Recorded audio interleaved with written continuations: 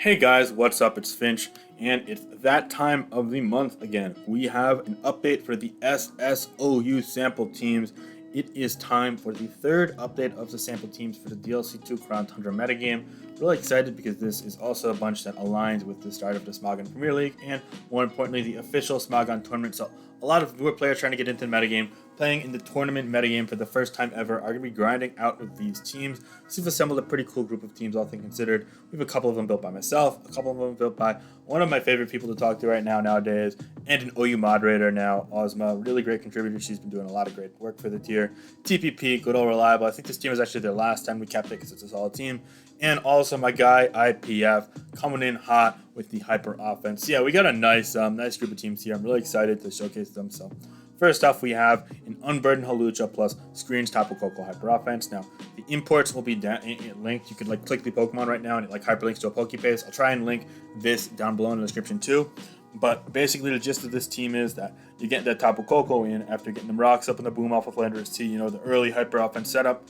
So you can lead with Koko, you can lead with Landorus T, but Landorus T is kind of the conventional dedicated lead.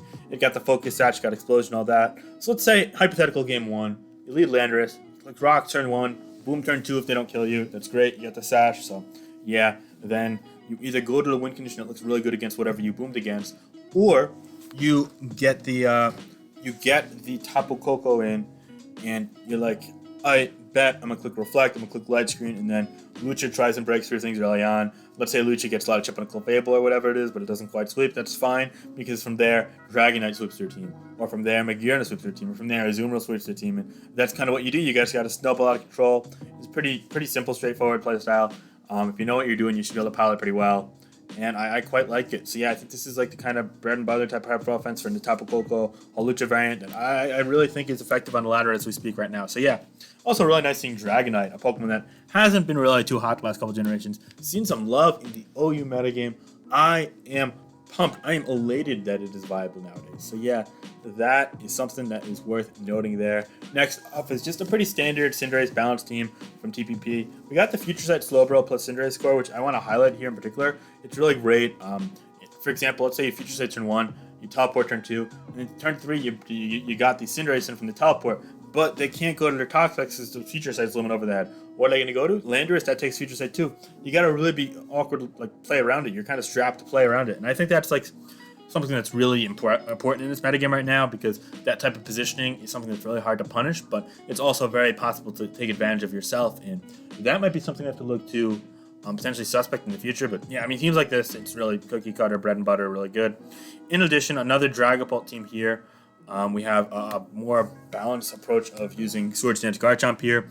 The idea is use it and come on Clefable as win condition with a nice defensive backbone with Blissey, Toxapex, and Corviknight with Dragapult to speed control. The Cinderace plus Future Sight Slowbro team as well uses the Dragapult to speed control. It's becoming a bit more of a popular option in the metagame.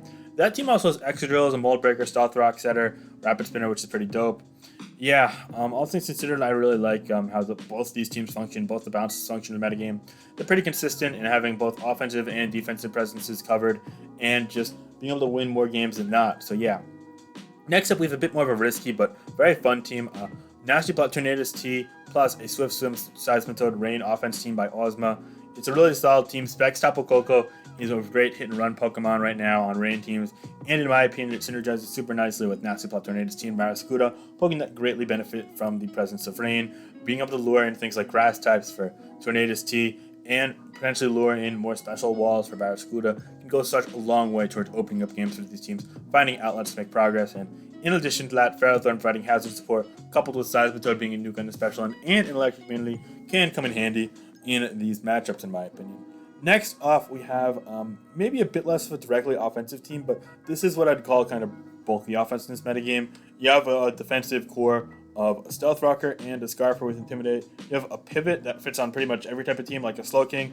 And then you just have some hitters. We got Cinderace here, which is great at generally generating momentum, but also being a great breaker. Sexby here, not a great breaker. Landorus T, again, pivot with a ton of offensive potential. And even Hydreigon, it's pretty fast. It's definitely not the most passive Pokemon. It's more of a finesse-oriented Pokemon in his team, though, as a Defogger, but it still has offensive presence nonetheless. Every Pokemon is able to accomplish something, be it setting up rocks, retaining momentum, or being able to be a pivot. And all in all, that's just really good. I like the bulky offensive synergy here. This is one of my favorite teams right now. It's been good for a couple of weeks now in this metagame, and I think it's still pretty solid, so I'm glad I got to build this. Another team showcasing Future Sight plus Cinderace as well. Although Future Sight plus Magearna is the main focus of this team. Actually, this team was built around Specs Magearna, so yeah, I'm really happy to bring that, guys, to you. And finally, last but absolutely not least, we also have a team, sorry about that, it's a team built by Ozma, another one. Weakness Policy Magearna plus Nasty Plot Spectre Hyper Offense. Nasty Plot Spectre is a super underrated Pokemon, and with screen support and rock speed up, it's able to absolutely go ham on some teams. Yeah, really opening the door for other special sweepers like Magearna as well. And we also have a couple strong physical Pokemon like Garchomp and Cinderace to round things out. All in all, I really like the dual ground setup as well, and I'm really pumped up about this team. Now, a lot of you guys asked some questions, and that's why I tend to rush through this. There's some frequently asked questions about these teams. Which of these teams do I think is the best? That's just my favorite. Personally, my favorite is the Choice Specs Magearna plus Pivot Cinderace bulky offense. However, coming in close second would be the Unburdened Hawlucha plus Screens Tapu Koko team by IPF. I think that all these teams are solid, though. Of all of these teams, which some I may be most worried about defensively, which would be hardest for a newer player to pilot, probably would be the Rain team, the Nasty Plot Tornadus T plus Seismitoad bulky offense. It's impossible to cover everything in Rain. For example, right now, it doesn't have a Ghost Resist, and it doesn't have a very durable Dark Resist, and those are two pretty common attacking types that you run into, so you gotta be very careful there. You almost have to out-offense the opponent, so you gotta keep on your toes. You gotta resort to some mid-rounds and more aggressive prediction-oriented plays, and that is not always easy for newer players to get a grasp on. Finally, which team do I think has the best chance at beating other teams if you were to see other of them on a ladder or an OST?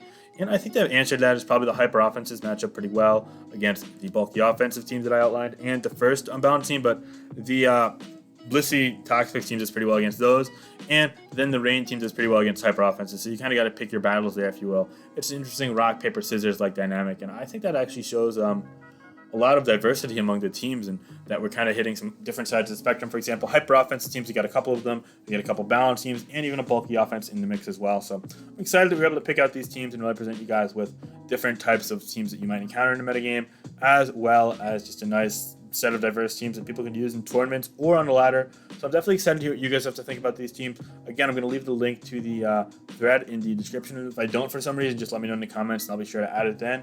But yeah, no, I'm really excited. I think it's interesting to have seen a couple Dragon Ball. I think Dragon Ball's actually starting to come back slowly but surely, so that's exciting. Of course, it's unsurprising to see a bunch of Cinderace, Magearna, Landorus, C-type Pokemon that are all superb right now. So yeah, even a couple Tapu Koko. It's cool to see that on the rise. And yeah, obviously Clefable's going to be around too, but hey, without Urshifu, maybe it'll finally at least diversify itself and also decrease a little bit in usage, if not completely. So, yeah, let me know your thoughts on this all in the comments down below. Be sure to like, comment, subscribe if you enjoyed, and try out these teams. Let me know your thoughts on these teams and so much more. Be sure to check me out on Discord in the server that I have. It's a nice place to chat. We've got a community going. Or just hit me up on Twitter anytime. I'll link that on below. But yeah, everyone have a great day. And peace out. I'll talk to you guys soon. I figured this would be a nice brief upload to just go through all these teams and yeah, no, nothing out of the ordinary or crazy. All right, peace out, guys. Later.